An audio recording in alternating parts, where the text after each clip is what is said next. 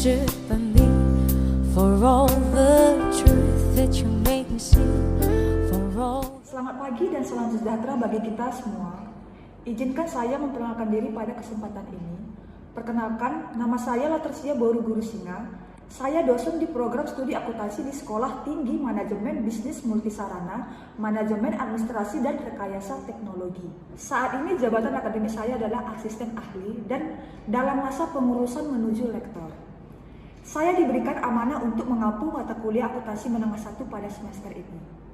Adapun maksud dari tujuan video ini adalah untuk pernyataan diri dosen dalam unjuk kerja Tri Dharma Perguruan Tinggi atau yang biasa disebut dengan PDD UKT PT. Pada bidang pengajaran saya mencoba untuk membawakan mata kuliah akuntansi keuangan menengah untuk perkuliahan semester 2 dalam video ini. Yang pertama, saya tampilkan adalah deskripsi mata kuliah akuntansi menengah 1. Yang kedua, menjelaskan capaian pembelajaran mata kuliah atau sering disebut dengan CPMK. Yang ketiga, saya menjelaskan materi pembelajaran. Yang keempat, menjelaskan sistem pembelajaran. Dan yang kelima atau yang terakhir adalah menjelaskan media pembelajarannya. Baiklah, kita mulai dengan mendeskripsikan mata kuliah akuntansi menengah 1. Mata kuliah ini mempelajari tentang laporan keuangan, laporan laba rugi dan informasi yang berhubungan, laporan posisi keuangan dan laporan arus kas, akuntansi dan nilai waktu dari uang atau time value of money, kas dan piutang, penilaian persediaan tentang pendekatan dasar biaya, persediaan pada masalah penilaian tambahan, akuisisi dan disposisi properti, pabrik dan peralatan, penyusutan, penurunan dan depresi, aktiva tak berwujud, dan yang terakhir adalah kewajiban jangka panjang. Capaian pembelajaran mata kuliah atau CPMK pada mata kuliah akuntansi menengah 1 adalah yang pertama, mahasiswa mampu memahami laporan keuangan yang terdiri dari laporan laba rugi dan yang terkandung dalamnya serta laporan posisi keuangan dan arus kas. Yang kedua, mahasiswa mampu memahami akuntansi dari waktu dan uang. Yang ketiga, mahasiswa mampu menguasai konsep kas dan piutang. Yang keempat, mahasiswa mampu menganalisis penilaian persediaan dan masalah penilaian lainnya. Yang kelima, mahasiswa mampu menganalisis akuisisi dan disposisi aset. Yang keenam, mahasiswa mampu menganalisis dan mengukur penyusutan dan penurunan aset. Dan ketujuh, mahasiswa mampu memaparkan aset tak berwujud dan kewajiban perusahaan. Dan yang terakhir, kedelapan adalah mahasiswa mampu membuat laporan keuangan. Materi pembelajaran satu semester ini terdiri dari 16 kali pertemuan, di mana proses belajar dilaksanakan secara tatap muka. Pada pertemuan 8 dilaksanakan ujian tengah semester atau UTS, dan di pertemuan 16 dilaksanakan ujian akhir semester. Nah, pada pertemuan 1 dan 2 diawali dengan kontrak kuliah dan selanjutnya menjelaskan tentang akuntansi keuangan dan standar keuangan, kerangka konseptual, sistem informasi akuntansi, dan komponen laporan keuangan. Pada pertemuan ketiga menjelaskan laporan laba rugi, format laporan laba rugi, dan pelaporan dalam laporan laba rugi. Pada pertemuan keempat menjelaskan laporan posisi keuangan atau neraca dan laporan arus kas. Pada pertemuan 5 dan 6 menjelaskan konsep dari nilai waktu dan uang, masalah jumlah tunggal, kas dan pelaporannya, dan piutang atau pengakuan dan penilaian piutang.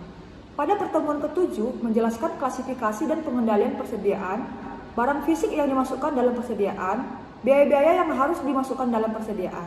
Dan pada pertemuan ke-8 dilaksanakannya ujian tengah semester. Pada pertemuan 9 dan 10 menjelaskan nilai terendah antara biaya dan harga pasar, dasar penilaian, penyajian dan analisis, definisi properti, pabrik dan peralatan, akuisisi dan penilaian properti, pabrik dan peralatan, penilaian properti, pabrik dan peralatan, dan biaya setelah akuisisi dan disposisi aktiva tetap. Pertemuan 11 menjelaskan penyusutan metode alokasi biaya, penurunan nilai dan depresi. Pertemuan 12 menjelaskan karakteristik dan jenis-jenis aktiva tak berwujud dan penilaian aktiva tak berwujud. Pertemuan 13 sampai 14 kewajiban jangka pendek dan kewajiban jangka panjang.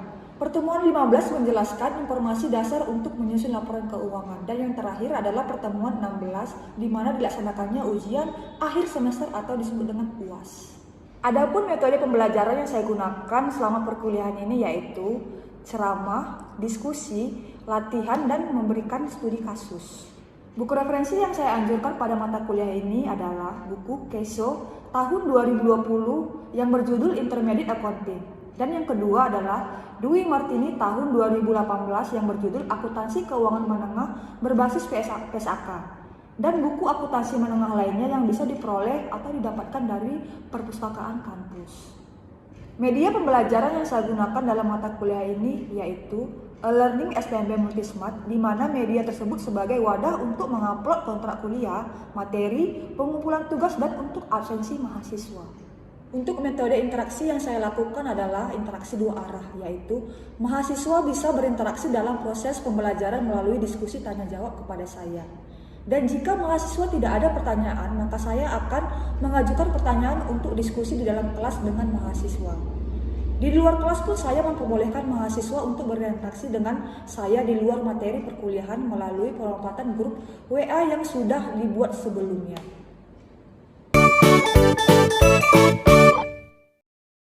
Baik, selamat pagi adik-adik.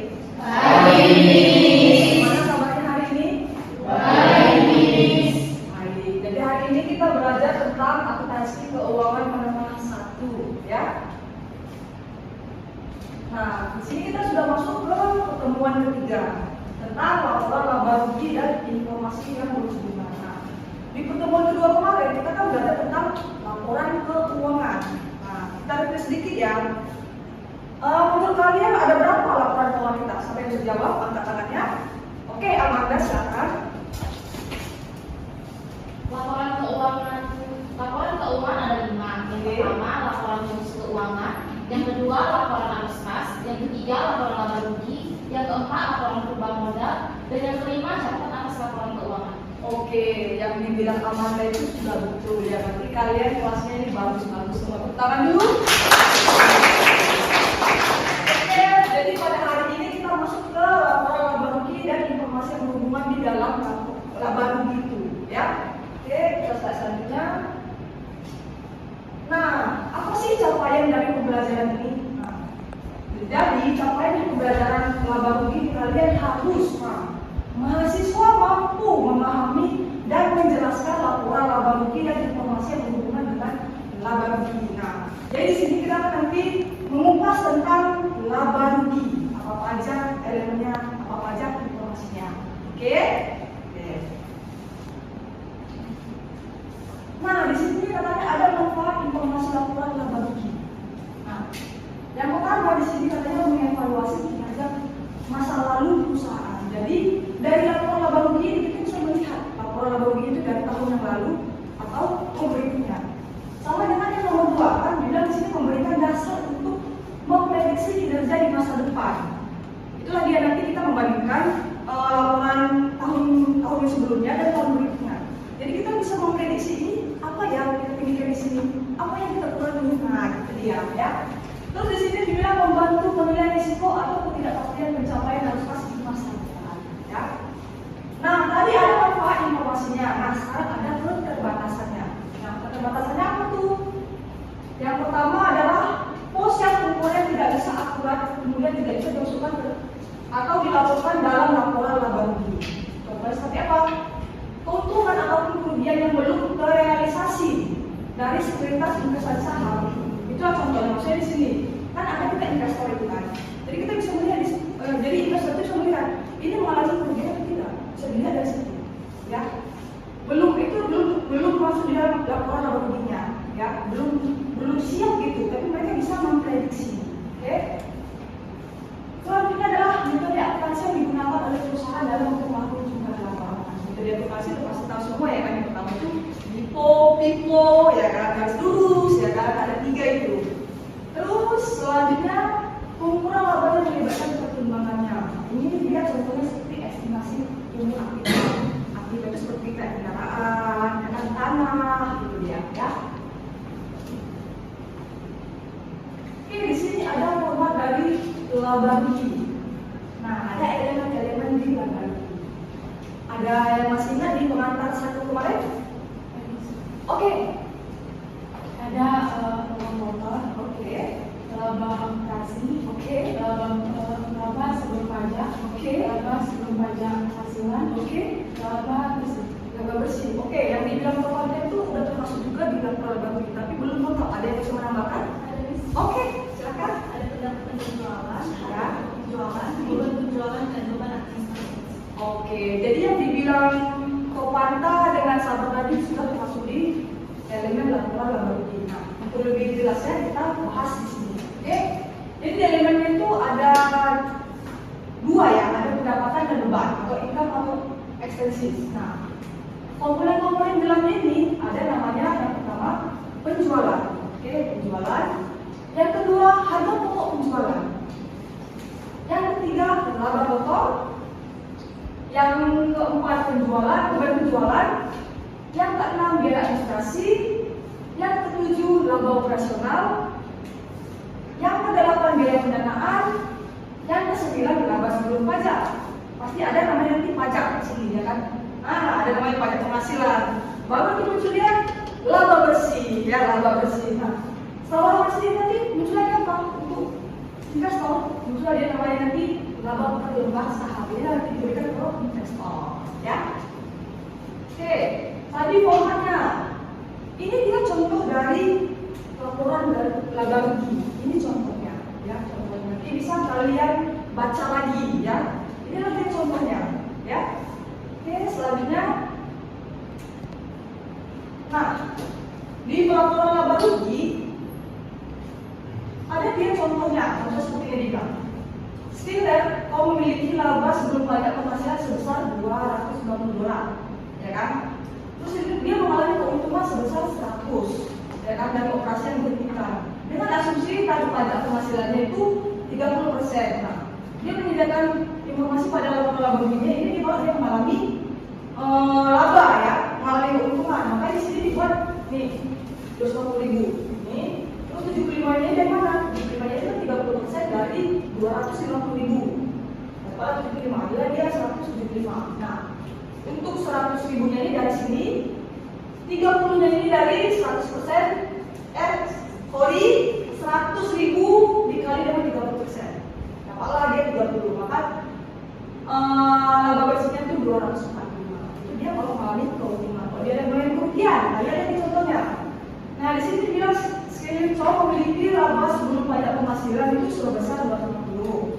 Nah, dia mengalami kerugian sebesar 100.000. Yang tadi untung, yang satu untung, yang satu kedua kan rugi. Nah, rugi dia ya kan. Jadi kita lihat. Nah, sama aja sebetulnya ya kan. Bedanya apa? Karena tadi dia mengalami keuntungan, di sini berapa? Ya enggak? Ya kan? Kalau di sini dia dikurang. Paham? Oke, tadi pagi kan sini sudah ada kirim ke kalian melalui grup WA ya, tentang laporan contoh laporan laba rugi. Nah, di sini tentang kalian menganalisis pertumbuhan labanya. Nah, jadi ini minta kalian bagi kelompok dengan sampingnya 2 atau 3 orang dengan temannya, kalian berdiskusi menganalisisnya. Ini kasih waktu 5 sampai 10 menit. Karena kan di pertemuan sebelumnya udah kita bahas juga, ya kan? Di pengatasan kemarin pun udah dibahas juga. Kalian nanti tidak terlalu ribet untuk menganalisisnya. Oke, mulai diskusi dengan satu kelompoknya.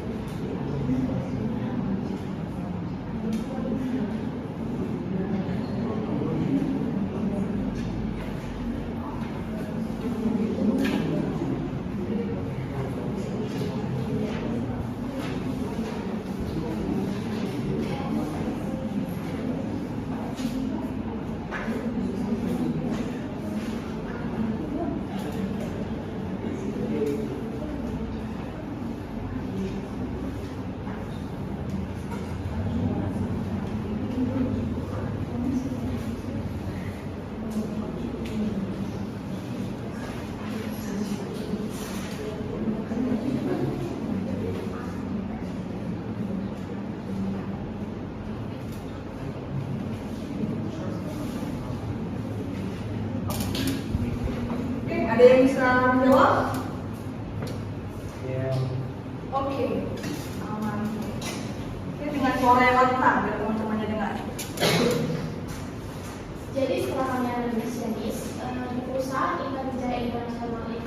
Sebagian laporan keuangannya di tahun 2020 telah mengalami kenaikan laba mulai tahun 2019 ke tahun 2020 meningkat sebesar 117%.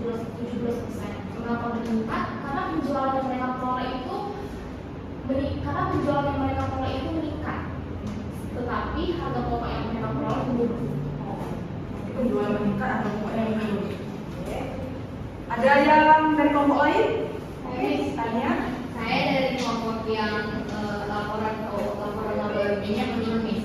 Nah, pada PT Asia Flash ini laporan keuangannya di tahun 2019 dan 2020 ini mengalami kerugian. Di tahun 2020 ini kerugian yang dicapainya sampai ke angka 6,4 miliar. Nah, sedangkan di tahun sebelumnya keuntungan yang dicapai pada tahun 2019 itu Miss, sekitar 9,5 miliar. Nah, jadi menurut kami penurunan laba ini mencapai 133% yang sangat signifikan yang disebabkan oleh penurunan yang drastis karena penjualannya yang sangat menurun, namun beban administrasinya yang mereka alami meningkat. Nah, yang kita tahu juga kan di pada tahun 2020 itu kan kita lagi kena pandemi. Mungkin karena pandemi itu bisa jadi laporan laba ruginya menurun. Jadi yang dibilang oleh dua teman kalian ini tadi sudah betul.